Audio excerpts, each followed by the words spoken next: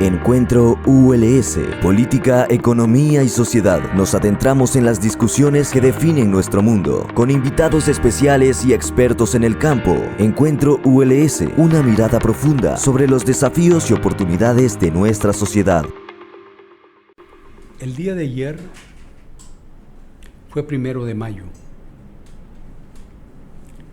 Y como ocurre en todos los 1 de mayo de todos los años, el pueblo trabajador se manifestó en las calles de las diferentes ciudades de todo el planeta.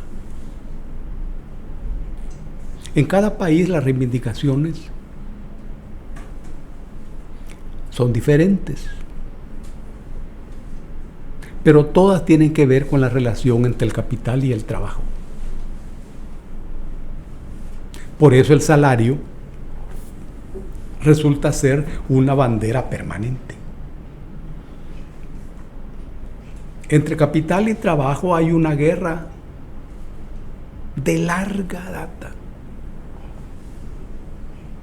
Y las reivindicaciones económicas de los trabajadores también tienen larga duración. En épocas antiguas, el trabajo adoptaba la forma de una esclavitud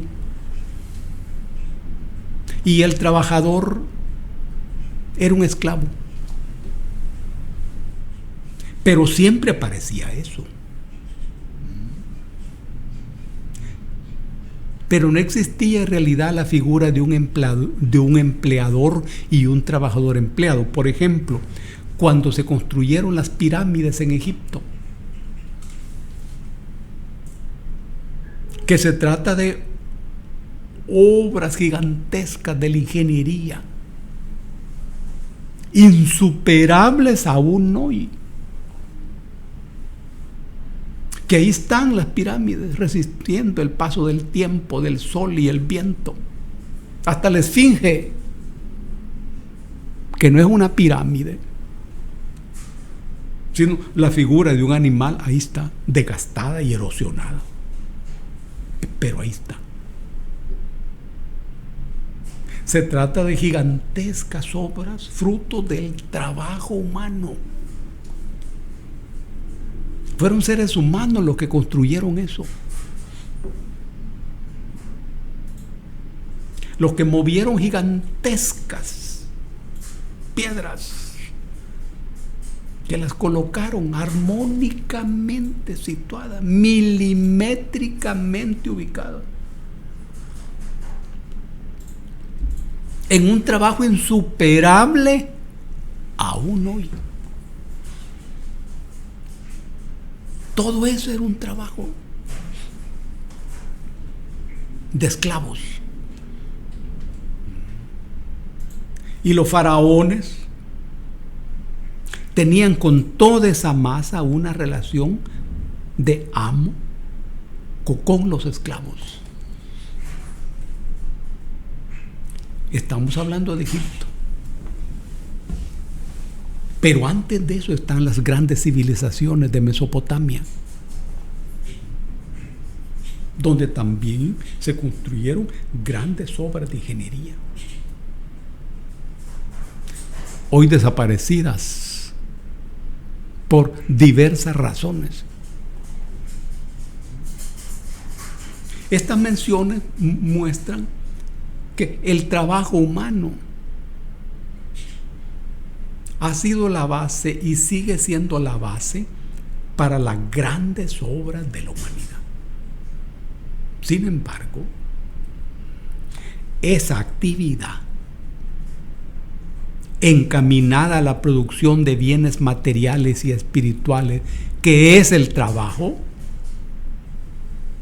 no ha tenido siempre, a través de la historia, un reconocimiento. En un determinado momento aparece en una relación bilateral la figura del empleador y del empleado. Esto ocurre en un escenario histórico en donde se anunciaba el fin del feudalismo y la proximidad del capitalismo. Cuando hablamos de las pirámides, es un momento de esclavitud. Y en esta etapa, los esclavos carecían de derechos, de toda posibilidad de reivindicaciones. Y el faraón en Egipto era dueño de la vida de las personas. Luego vino el feudalismo, en donde aparece el siervo y el señor feudal. El señor feudal era el dueño de la tierra, el dueño del trabajo del siervo. Y este siervo, que no tenía la calidad de trabajador, era al mismo tiempo la base de los ejércitos del señor feudal.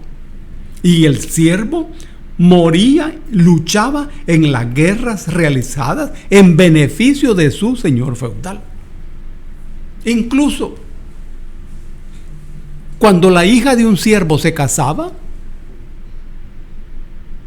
el señor feudal tenía derecho llamado derecho de pernada, porque la novia estaba obligada a pasar la primer noche en la cama del señor feudal.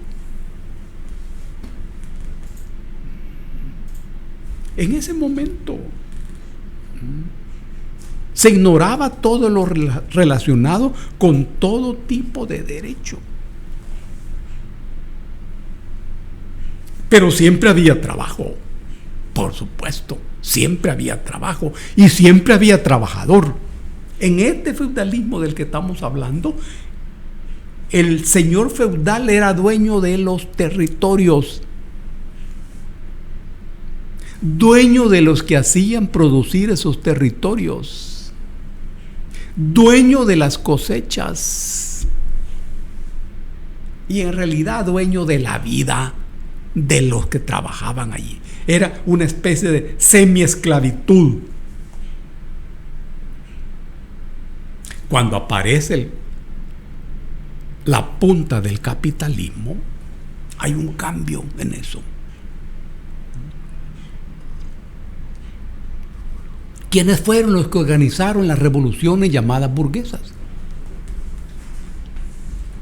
Como la Revolución Francesa. Fueron los que primero se convirtieron en comerciantes. Se dedicaron a comprar y vender productos de diferente tipo. Y empezaron a acumular capital. Estos se establecieron en un determinado territorio que empezó a ser conocido con el nombre de Burgos. Burgos. Y a partir de la compra y venta acumularon capital. Y empezaron a ser conocidos después con el nombre de burgueses, porque estaba relacionado con estos lugares que se llamaban burgos. Allí estaban sus negocios. Inventaron además formas diferentes de dinero. Ya no solo el dinero expresado en el billete, sino dinero expresado en tarjetas. Cheques aparecieron allí. Incluso descubrieron la posibilidad y la conveniencia de usar a ciertos perros como correos para llevar dinero, perros feroces que no permitían que nadie se los robara. Ahora, estos que eran comerciantes llegaron a acumular tal cantidad de dinero que llegaron a ser más ricos que los reyes. a tener más dinero que los reyes, pero sin embargo no tenían ningún poder político de ningún tipo. En el caso de Francia, el poder estaba expresado en el rey, en la Iglesia Católica y en los feudales, es decir, los dueños de la tierra.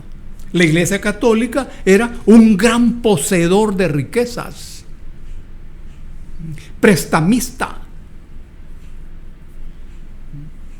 Esto no registra un fenómeno nuevo, no así era antes. Incluso todos recuerdan la figura de las cruzadas.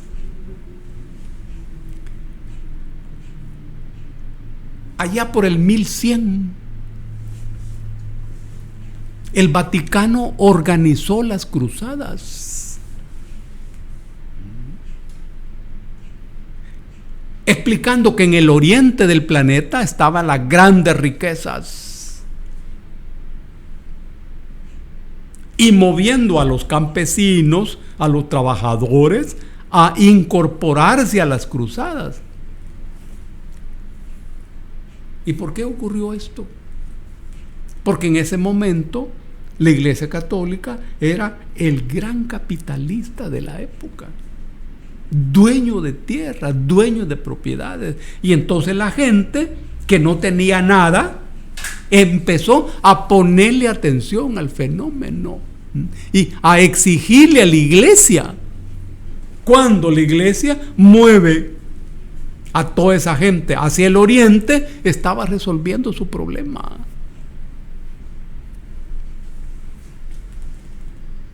Y vinieron las cruzadas, que era la confrontación del occidente y el oriente. El Vaticano movió a miles de gentes, más bien millones de gentes. Muchos murieron en el camino, pero dentro de la gente que se movió estaban los feudales, estaban los nobles, estaban los ricos. Y hasta hoy, allí en el oriente, por ejemplo, está el Estado de Israel. El Estado de Israel es justamente el capitalismo instalado en esa parte del planeta para asegurarle a Occidente el acceso al petróleo.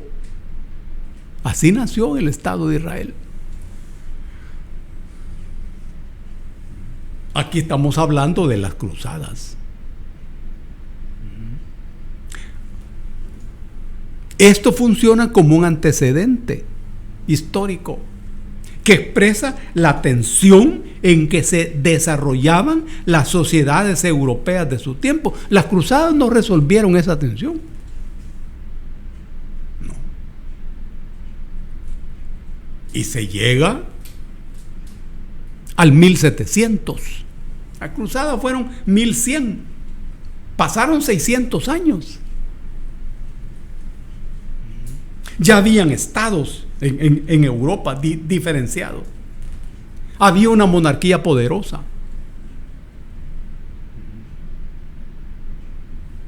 Y las propiedades estaban concentradas en los reyes, en la Iglesia Católica y en los feudales.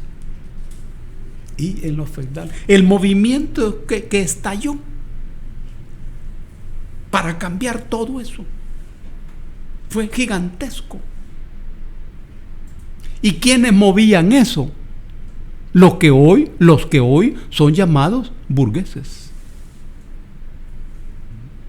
Eran los que ya tenían acumulado gran capital como comerciantes, pero no tenían poder político. Y los que en ese momento tenían el poder político no tenían el poder económico de ellos. En este desencuentro es que estalla lo que se llamó y se sigue llamando Revolución Francesa. Estamos hablando de 1700, a finales de 1700, siglo XVIII.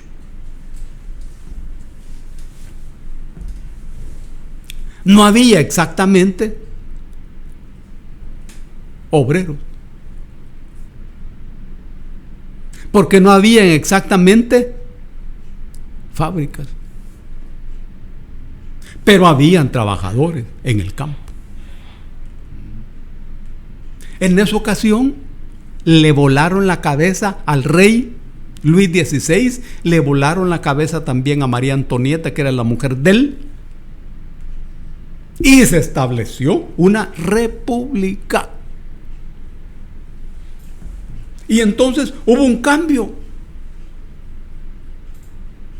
Y los burgueses, que ya se llamaban burgueses, por lo que ya expliqué, se convirtieron en la clase dominante. Se fueron los reyes, los feudales, que eran dueños de la tierra, y aparecieron los capitalistas. Capitalistas, dueños de las fábricas. Aparecieron las fábricas. Muy bien. Y entonces, ¿y cómo se establece la mano de obra? ¿De dónde venían los trabajadores? ¿Habían obreros? No. Es que la sociedad era una sociedad feudal. Entonces estos burgueses inteligentes elaboraron 3 figuras: libertad, igualdad y fraternidad. Todas estas 3 palabras estaban al servicio de los intereses de los señores burgueses. Ya eran burgueses. Expliqué que la palabra viene de la figura de burgos, que eran las áreas donde ellos tenían sus negocios. Entonces, los que estaban establecidos en los burgos empezaron a ser conocidos como burgueses. Miren de dónde vienen. Pero ¿cómo hacer que los antiguos campesinos que estaban afincados al trabajo de la tierra como esclavos se convirtieran en obreros? Y que en lugar de ir a trabajar los terrenos, entraran a trabajar en la fábrica, ya no como campesinos, sino como obreros. Esto no podía ser de manera automática, pero era lo que ellos necesitaban. Libertad, igualdad y fraternidad. ¿Libertad de qué? Cuando vos oís la palabra libertad, ¿te imaginas una situación en donde se piensa de que si yo soy libre, puedo hacer cualquier cosa? ¿Qué sentido tiene esta palabra? Conviene situarla en el escenario histórico donde esto nació. ¿De qué libertad hablaban los burgueses? Los burgueses, esto no lo inventó la gente de abajo, sino la gente de arriba. ¿A qué se referían? Libertad para hacer lo que vos querés. No, es que nunca funciona así la libertad. La libertad no es eso, porque nadie puede hacer lo que quiere. Nadie, hombre, por muy poderoso que sea.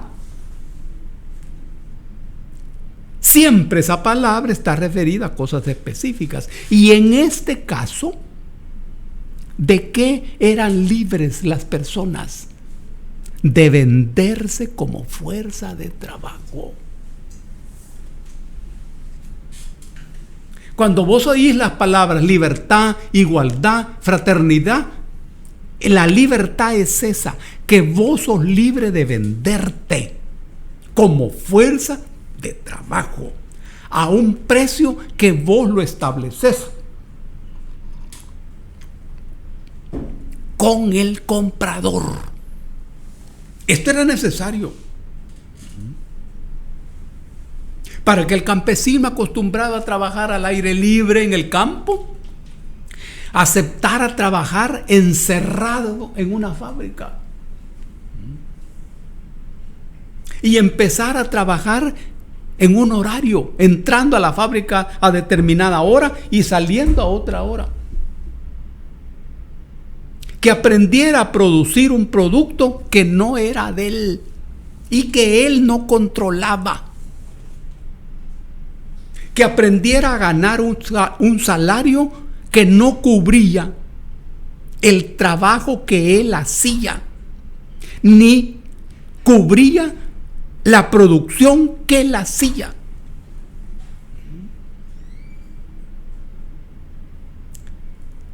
Pero él, en ese escenario de la Revolución Francesa, se convirtió en una persona libre de venderse como fuerza de trabajo. Entonces, esa masa campesina pasó a ser mano de obra en las fábricas que se estaban instalando en ese momento. Cuando estos eran campesinos, producían una parte de la producción para el señor feudal y otra parte para ellos. Pero ya en esta calidad, todo lo que producían era ajeno. Y todo lo que producían eran para el dueño de la fábrica. Lo que él ganaba era un salario. La palabra salario viene de Roma. En un determinado momento en Roma la sal funcionaba como dinero. Y a los soldados el imperio de Roma les pagaba en sal. Y con esa sal los soldados podían comprar comida, ropa, zapatos, alguna medicina. Entonces, en la palabra salario viene directamente de la palabra sal, que en ese momento era el dinero. De Roma saltó, bueno, hasta nuestros días. Allí, lo que se le pagaba a ese trabajador era un salario. Y todo lo que este trabajador producía no era de él. No era de él. Y lo que se le empezó a pagar no cubría su trabajo. No le pagaban su trabajo, sino que lo que le pagaban nada más cubría lo que él necesitaba para no morirse de hambre. El salario desde ese momento significó eso. Una parte, que es lo que se le paga al obrero, es para que no se muera de hambre. Pero hay otra parte que se llama plusvalía, que es lo que el gran empresario recoge del trabajo de cada obrero. Eso no va a la bolsa ni al estómago del obrero. La plusvalía le queda al dueño de la empresa desde ese momento. Desde ese momento. Así, aquel que era campesino en el feudalismo se convierte en obrero en el capitalismo, igualmente explotado. Igualmente explotado.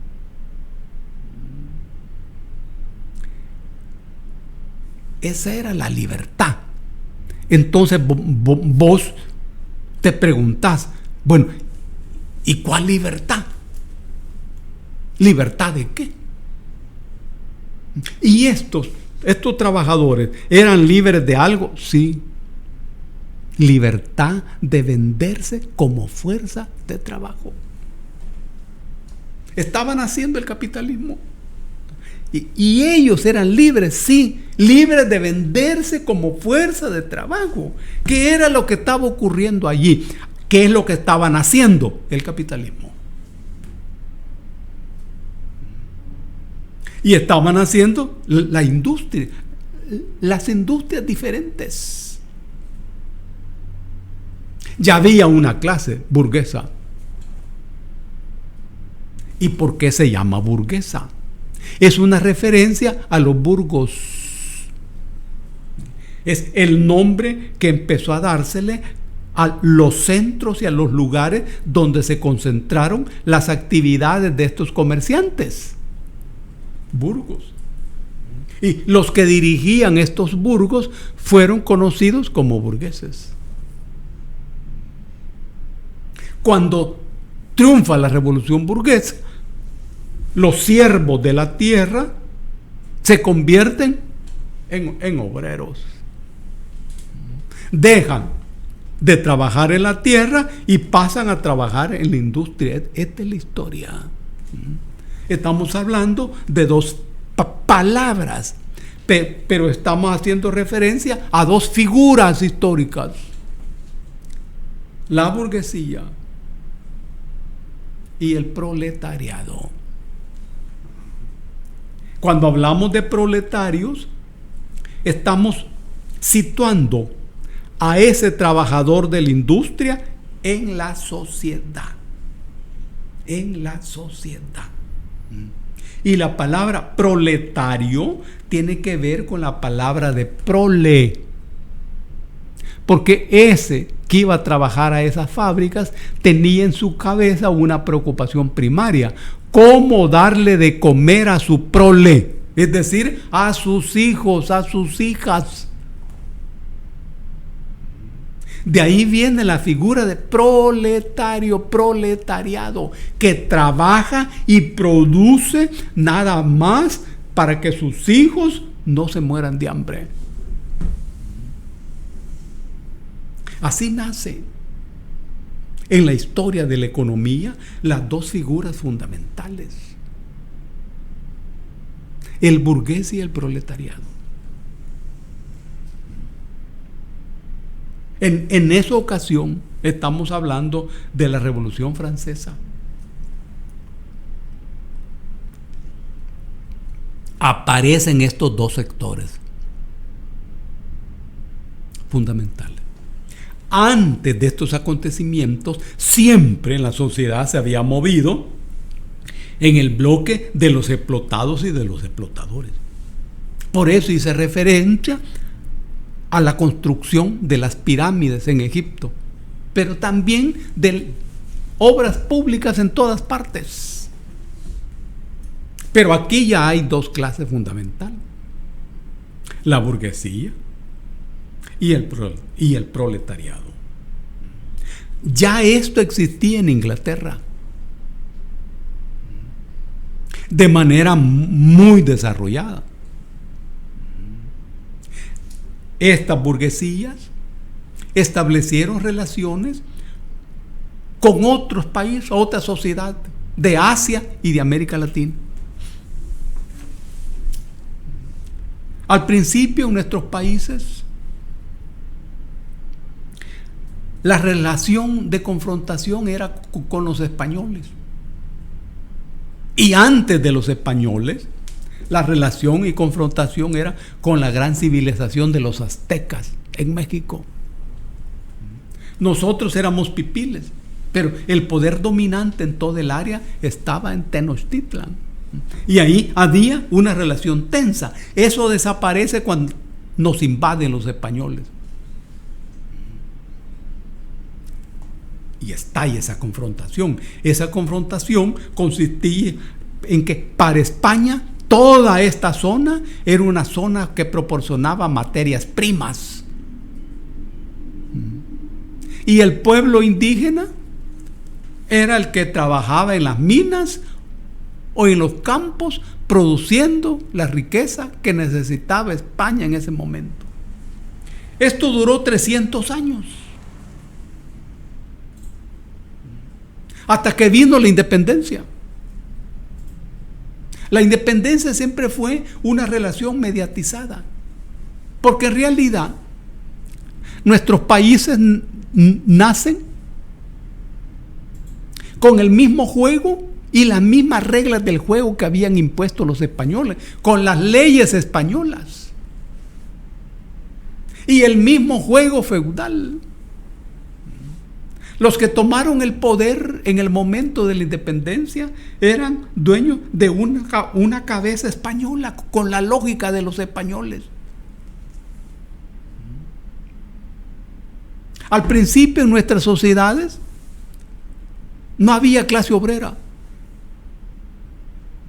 porque era una relación que privilegiaba fundamentalmente a la tierra como factor fundamental de producción. Eran campesinos. y terratenientes, campesinos y terratenientes. Es notable que unos 10 años después de la independencia de 1821 o menos, estalla el gran levantamiento de Anastasio Aquino en el centro del país. Estamos hablando de levantamiento de campesinos, porque en El Salvador no había industria, habían terratenientes. Entonces, ese levantamiento se produce en el escenario de la relación de explotación entre los terratenientes y los campesinos. Eso es lo que significa el levantamiento de Anastasio Aquino en el departamento de La Paz. Esa guerra duró unos 8 meses. Y al final, los líderes fueron asesinados. Estamos hablando de 1832. Dejemos pasar 100 años. En 1932 estalla una segunda rebelión. Aquino se rebela en la zona central del país. Esta segunda rebelión en el occidente del país. Estamos hablando de campesinos. Campesinos se levantan. Son los acontecimientos del 32 que terminaron con la victoria de los grandes terratenientes, la derrota de los campesinos que se levantaron ese año y el ascenso al poder de la dictadura de Maximiliano Hernández Martínez. Martínez era un trabajador de la oligarquía de ese momento, que se dio cuenta que el hombre que les daba seguridad era Martínez.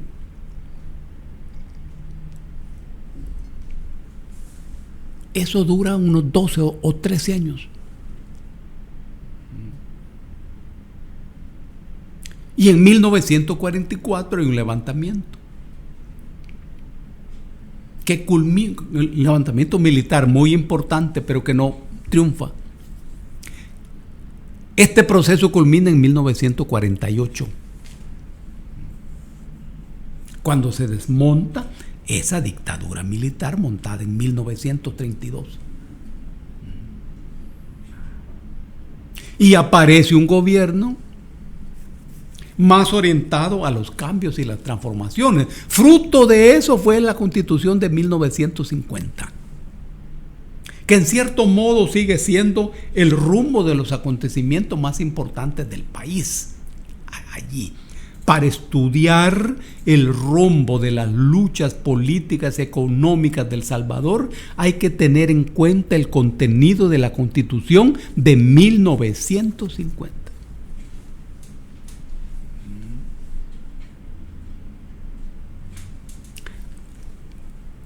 Allí empezaba a aparecer una clase obrera.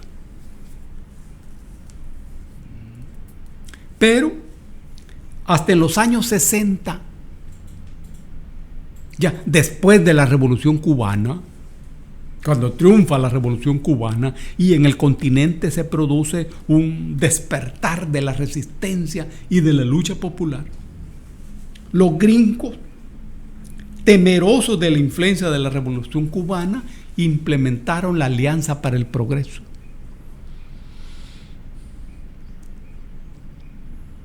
Que estimulaba la educación,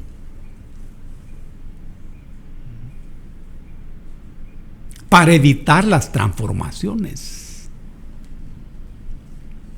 En ese escenario, llegamos a la década del 60, donde se fortalece la Universidad de El Salvador y se desarrolla la planta industrial. Se estableció una gran cantidad de empresas en todo el país. Cuando se establece esa gran cantidad de empresas, aumenta inmediatamente el número de obreros. Cuando aumente el número de obreros, aumenta el número de sindicatos. Cuando aumente el número de sindicatos, aumenta toda la lucha reivindicativa de la clase obrera. Y es en esos años donde se desarrolla el crecimiento sindical y también el crecimiento de las huelgas gigantescas que la clase obrera realizaba en esos años. Eso generó una situación de resistencia, de movilización y de educación política del pueblo. En ese escenario se llega al año 1967, cuando todo este esfuerzo de movilización obrera, sindical y popular se expresa en la campaña electoral del Partido Acción Renovadora, PAR, que llevó de candidato a presidente al doctor Fabio Castillo Figueroa, que había sido rector de la Universidad del Salvador y que había encabezado el proceso de reforma universitaria. Esto fue un gran acontecimiento, porque la Universidad del Salvador se convirtió en un centro de formación de conciencia, capacidad política, capacidad científica, de reflexión, de producción, de elaboración, de pensamiento y de influencia en la sociedad. Ya estamos hablando de la década del 70. Florece el movimiento sindical. Cada 1 de mayo era un planteamiento político avanzado y diferente. Aquí el movimiento sindical aparecía vinculado al movimiento popular. Y las reivindicaciones de la clase obrera contenía también las reivindicaciones políticas de la lucha general. Y las reivindicaciones políticas de la lucha general contenía reivindicaciones de la clase obrera. La década del 70 fue una década rica en luchas sindicales, rica en lucha obrera. Es en ese escenario donde aparecen otras formas de lucha política y aparecen formas de lucha armada. El Partido Comunista deja de ser en esa década el luchador solitario por los derechos y los intereses de la gente, y aparecen otras formas de organización y de lucha. Estamos hablando de la década de los años 70 y pasamos a la década de los años 80.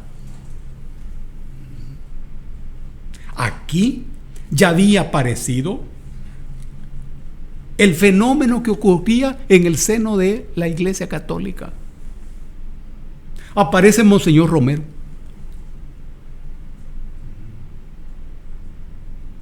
Con su discurso diferente, con sus palabras y su ejemplo vinculado a los intereses de la gente y vinculado a las luchas de los sectores últimos de la sociedad. Esto genera movilización, concientización y resistencia. Mientras en el seno de la Fuerza Armada había crisis y lucha interna. Crisis y lucha interna. Observen ustedes cómo en estas situaciones de crisis todas las formas de lucha que el pueblo emplea tienen un peso muy grande, y que en todas estas formas de lucha la clase trabajadora está en el centro de los acontecimientos.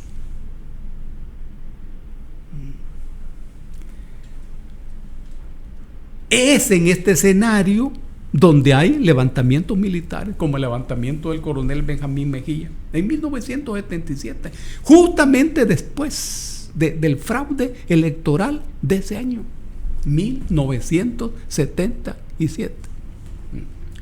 La huelga se estalla permanentemente en las grandes fábricas de ese momento. Todo esto, ¿a qué estaba llevando? Al estallido de la guerra popular de 20 años. Guerra que duró 20 años. Eso nos enseña a nosotros que estos acontecimientos no nacen en la cabeza de los protagonistas. Están naciendo allí en el seno de la sociedad. El pálpito de la resistencia lleva a estos acontecimientos. En estos acontecimientos era fundamental el trabajo de los sindicatos, el trabajo de los sindicalistas y el trabajo de los obreros, aunque no estuvieran organizados en sindicatos. Había movimiento intelectual poderoso en la Universidad de El Salvador, que era un centro productor de ideas, de reflexiones y de conocimientos. Había movimientos importantes y claves en la Iglesia Católica. Es en este escenario donde aparece la figura de Monseñor Romero.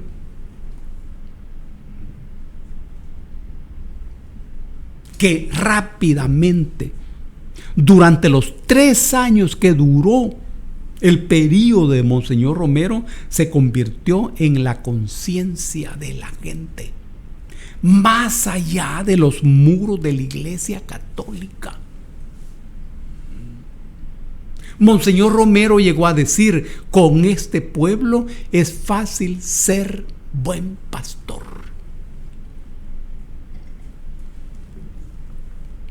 Observen ustedes cómo esta etapa de la historia contenía las luchas de todos los sectores. Aquí estaba sin falta la lucha de los maestros, que en 1967 los profesores se organizan en Andes 21 de junio. Y vienen las 2 gigantescas huelgas de maestros de la historia. Ya en esta etapa, la oligarquía y su ejército estaban asesinando profesores. Estaban asesinando dirigentes estudiantiles, dirigentes políticos de toda clase, en su afán de detener el ascenso de esta lucha política. Y observen además cómo en esta lucha política participaban todos los sectores sociales y económicos. Ahí estaban los obreros. Ahí estaban los campesinos, los estudiantes, los profesores, la gente de la Iglesia Católica, de las otras iglesias protestantes, los luteranos, no solo la Iglesia Católica. Observen cómo toda la sociedad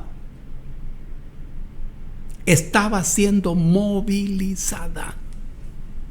Y los partidos políticos también se estaban moviendo al calor de todos estos acontecimientos. Se produce la creación de la Unión Nacional Opositora, que fue el acuerdo político de 3 partidos: la Democracia Cristiana, el Partido Unión Democrática Nacionalista, que es el Partido Comunista, y el Movimiento Nacional Revolucionario, el Partido Socialista. Los 3 nos pusimos de acuerdo y organizamos la Unión Nacional Opositora. Con esta figura ganamos 2 elecciones presidenciales. 2 elecciones presidenciales. Y ninguna fue reconocida por el ejército. En 1972 y en 1977. Observen ustedes cómo este conjunto de acontecimientos estaba calentando el territorio social y moviendo la historia. En todo este escenario, la lucha sindical tenía un papel determinante. Y todo este proceso llevó a la guerra de 20 años. A la guerra de 20 años. ¿Y quiénes hicimos y quiénes dirigimos esa guerra? Esta fue una guerra campesina. Ya en esta guerra ya no participó la clase obrera de manera determinante. Pero sí participaron las organizaciones obreras en diferentes formas y en diferentes actividades. Pero los campesinos fueron la base fundamental de las fuerzas guerrilleras campesinas. Y los dirigentes de la guerrilla veníamos de la Universidad de El Salvador.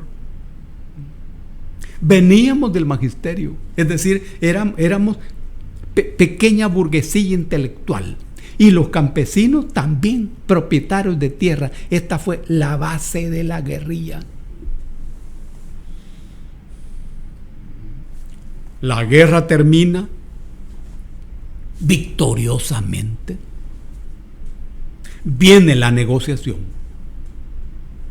Y la burguesía y la oligarquía desmonta el aparato productivo.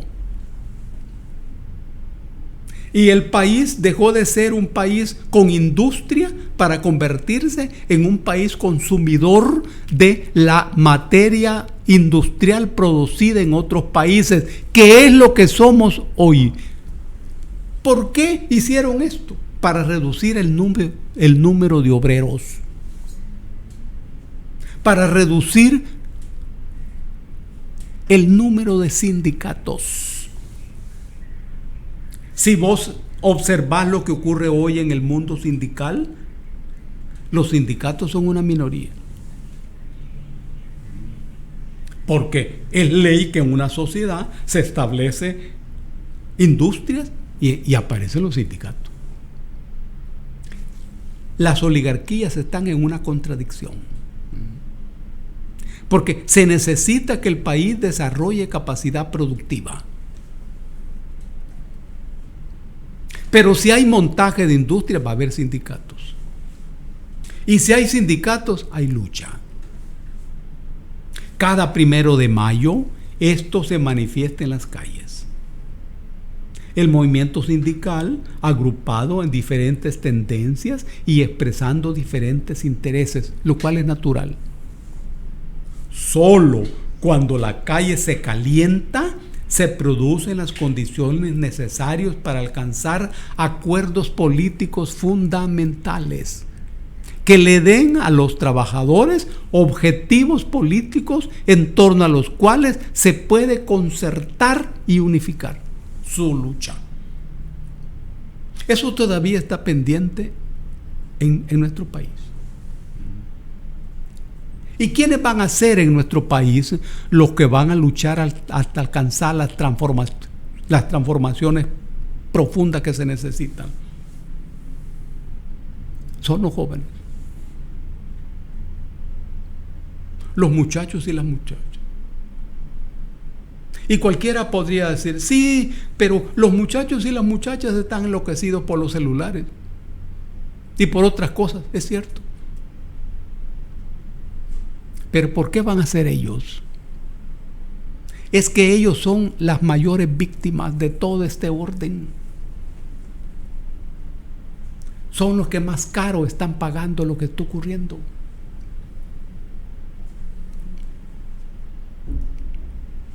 Y normalmente son el sector que tiene menos formación política, menos conocimiento de la historia.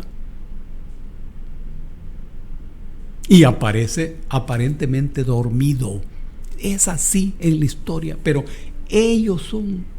Es que en la historia es ese sector donde hay estudiantes, donde hay obreros, hay campesinos, hay emigrantes. En las décadas al que me he referido, la figura emigrante no tenía el peso que hoy tiene. Todo eso se va a concertar y todo eso va a despertar y va a mover la historia. esto es un momento pendiente, pero inevitable, que ya está caminando. Es cuestión de tiempo para que veamos esas transformaciones.